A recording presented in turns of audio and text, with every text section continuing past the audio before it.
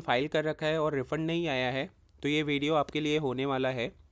ये video last तक देखिएगा क्योंकि मैं आज लेटेस्ट डेटा जो इनकम टैक्स पोर्टल द्वारा एक नॉर्मल एसएससी जो टैक्स रिटर्न फाइलर हैं उनके लिए पब्लिश किया गया है, मैं उसके बारे में डिस्कस करने वाला हूँ। उसके बाद मैं इन केस जिनका रिफ़ंड नहीं आया उसके बारे में भी बात करूँगा और जो नोटिसेज आ रहे हैं स्पेशली उसके बारे में बात करूँगा। ये वीडियो उनके लिए भी है जिनको लगता है कि इनकम टैक्स डिपार्टमेंट ने रिफ़ंड अमाउंट कहीं पॉलिटिकल मूवमेंट के लिए, कहीं पॉलिटिकल बेनिफिट के लिए यूज किया है, तो उसके लिए भी मैं ये वीडियो बहुत इंपॉर्टेंट होने वाला है। वीडियो को शुरू करते हैं। यदि आप कमेंट में बताइए आपका रिफ़ंड आ गया है या नहीं आया, या कोई नोटिस आया है आप बता सकते हो, या आपका कोई भी इनकम टैक्स रिलेटेड क्वेरी होगा आप बता दो, मैं उस पर आपको क्लैरिफिकेशन के साथ साथ क्या स्टेप लेना चाहिए वो भी बताऊंगा। आप देख पा रहे होगे स्क्रीन पे ये 16 जनवरी 2026 का डेटा है जो कि 17 जनवरी के डेट पे अवेलेबल है। टोटल नंबर ऑफ जो ITR फाइल थे वो है 8,81,61,528, जिसमें से 8,68,59,469 ITR वेरीफाइड है। Out of verified return 8,16,89,578 ITR process हो गए।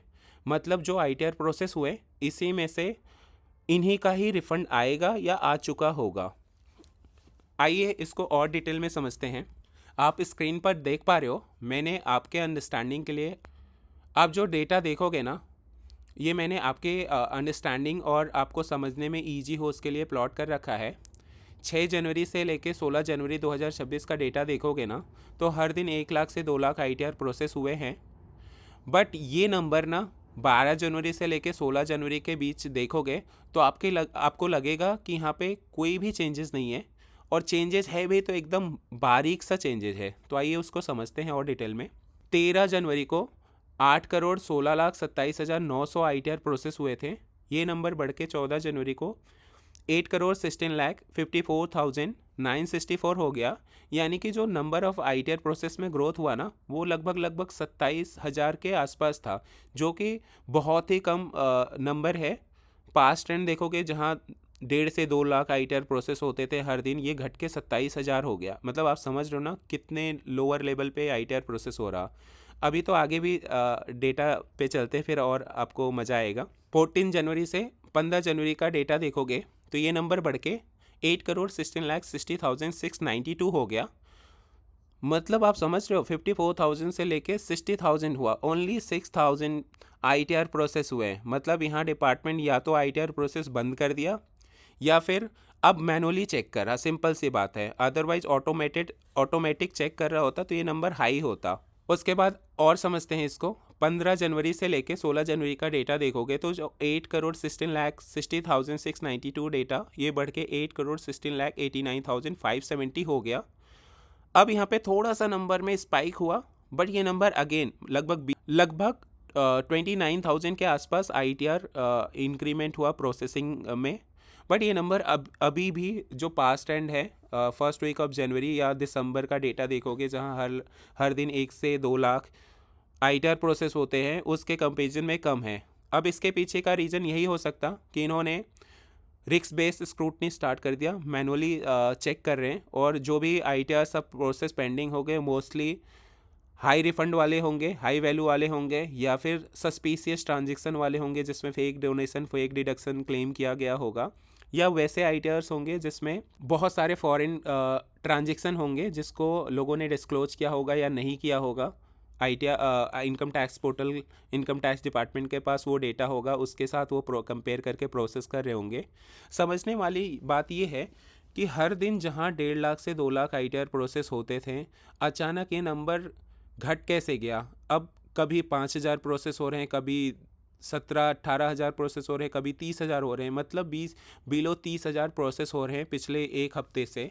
तो इसके पीछे का क्या लॉजिक है, आपको कुछ आपके व्यू पॉइंट में कुछ लगता है तो आप वो रीज़न बता सकते हो।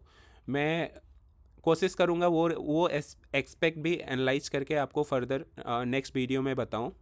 अब हम बात करते हैं कुछ कम्युनिकेशन, कुछ नोटिसेज जो इनकम टैक्स डिपार्टमेंट द्वारा एक नॉर्मल पर्सन को भेजा जाता है, सो दैट आपको वो चीज़ें आया हो तो वो आपको ईजी हो समझने में।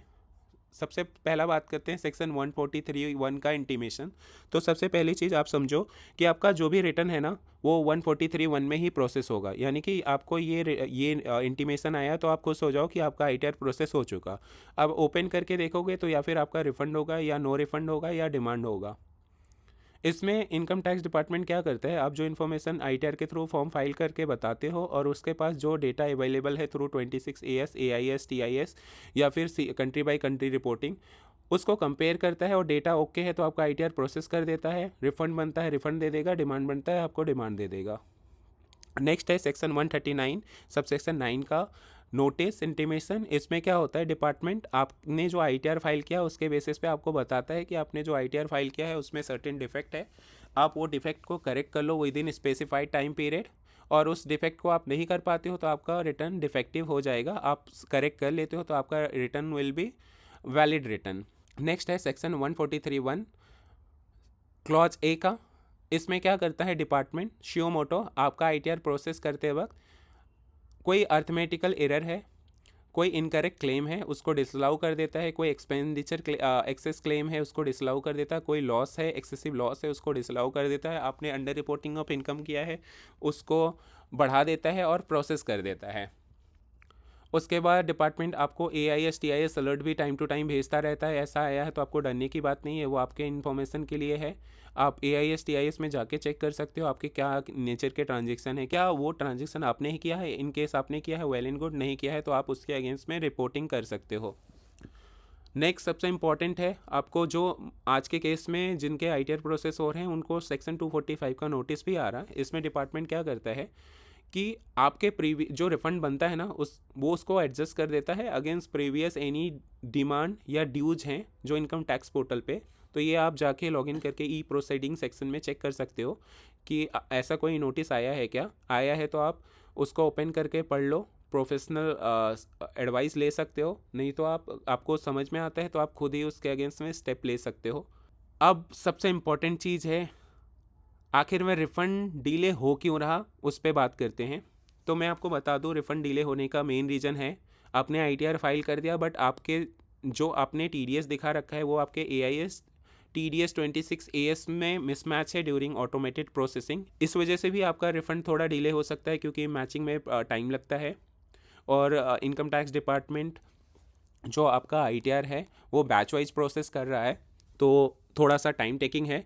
और अभी का जो पास्ट जो पिछले एक हफ्ते का डेटा डेली प्रोसेसिंग का डेटा देखोगे ना तो उससे बिल्कुल क्लियर हो गया कि अब बैच वाइज प्रोसेस भी कर रहा है क्या, उसमें भी डाउट क्रिएट हो रहा है। दूसरा डाउट ये हो रहा है कि सच में ऑटोमेटेड प्रोसेस के थ्रू चेक कर रहा, मुझे नहीं लगता। जो 5,000 6,000 या 20,000 ITR प्रोसेस हो रहे हैं इंडिया लेवल पे हर दिन पिछले एक हफ्ते से, मुझे लगता है ये मैनुअली चेक हो रहा। आप कमेंट में बता सकते हो आपके हिसाब से क्या रीज़न है इतना स्लो ITR प्रोसेस होने का।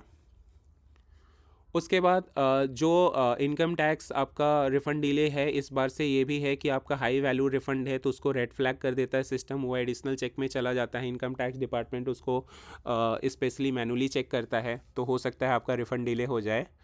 नेक्स्ट है सबसे इम्पॉर्टेंट है, बहुत सारे लोगों को मैसेज इन्फॉर्मेशन आया है इनकम टैक्स डिपार्टमेंट से इस बीच में दिसंबर के आसपास कि आपने कोई क्लेम कर रखा है, आपके इनकम एक्सीड है, आपने कम दिखा रखा है या फिर बहुत सारे XYZ रीज़न की वजह से कोई मैसेज या कम्युनिकेशन आया है तो लोग डर के इनकम टैक्स रिटर्न रिवाइज़ कर देते हैं। तो जिन्होंने इनकम टैक्स रिटर्न रिवाइज़ किया तो उनका रिफंड रिवाइज रिटर्न वाले डेट से काउंट होगा तो उनको थोड़ा सा और टाइम लगेगा क्योंकि बैच वाइज प्रोसेसिंग में थोड़ा और टाइम लग जाएगा। उसके बाद नेक्स्ट है सबसे इम्पॉर्टेंट रीज़न है जो कि बहुत कॉमन है, मेरे रिसेंटली कल एक क्लाइंट के केस में भी हुआ था। उनका ITR प्रोसेस हो गया, उनको इंटीमेशन आया और उसमें ये भी था कि आपका refund cannot be process because account number you have given in income tax return is closed. तो क्या हो सकता है कि आप जो ITR के भरने के टाइम पे जो इनकम टैक्स डिपार्टमेंट को बैंक अकाउंट नंबर दे रखा है वो बंद हो गया है रिफ़ंड के टाइम पे, तब भी रिफ़ंड नहीं आएगा, उसकी वजह से डिले हो सकता है। या आपने बैंक अकाउंट नंबर को प्री वैलिडेट नहीं किया है तो आपका रिफ़ंड डिले हो सकता है। या फिर आपने रिफ़ंड एक्सपेक्ट किया है बट सेक्शन 245 का आपको नोटिस आ रखा है, आपका जो रिफ़ंड बन रहा है प्रीवियस एडजस्टमेंट डिमांड के अगेंस्ट एडजस्ट हो गया है तो ऑब्वियसली रिफ़ंड नहीं आएगा। तो उस केस में आपको ई प्रोसीडिंग में जाके चेक करते रहना पड़ेगा हमेशा, और इस बार मैनुअल वेरिफिकेशन सीपीसी कर ही रहा है, तो जिसके वजह से भी डिले है। अब मैं आपको कमेंट में पूछता हूँ, आपको क्या लगता है आपका रिफ़ंड क्यों डिले है?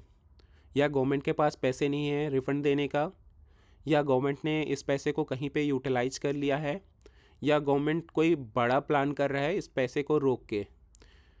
आपको जो भी लगता है आप कृपया कमेंट करके बताएं। मैं नेक्स्ट वीडियो में वो भी एक्सपेक्ट एंगल एनालाइज करके आपको लेटेस्ट अपडेट के साथ आपको वीडियो बना के दूंगा।